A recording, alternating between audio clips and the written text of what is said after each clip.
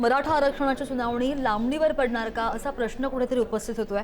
कारण की मुंबई हायकोर्टाचे प्रभारी मुख्य न्यायमूर्ती रवींद्र घुगे यांच्या बदलीची शिफारस केली गेली आहे। घुगेंच्या बदलीनं सुनावणी लांबणीवर जाण्याची शक्यता सुद्धा वर्तवली जाते। मराठा आरक्षणाची अंतिम टप्प्यात असलेली सुनावणी लांबणीवर जाणार का अशा चर्चा बऱ्याच आहेत। मराठा आरक्षणासंदर्भातली अंतिम टप्प्यातली सुनावणी लांबणीवर जाण्याची शक्यता निर्माण झाली आहे। कारण की मुंबई उच्च न्यायालयाचे प्रभारी मुख्य न्यायमूर्ती रवींद्र घुगे यांची कोलकाता उच्च न्यायालयाच्या मुख्य न्यायमूर्ती नियुक्तीपदी नियुक्ती होणार असल्यानं सुनावणीवर परिणाम होण्याची शक्यता सुद्धा वर्तवली जाते।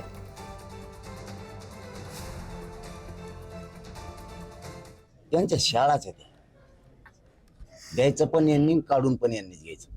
कुणबी प्रमाणपत्र रद्द करून आता ते सिद्ध झालेलं। एसीबीसी देणार पण हेच, काढून पण हेच घेणार।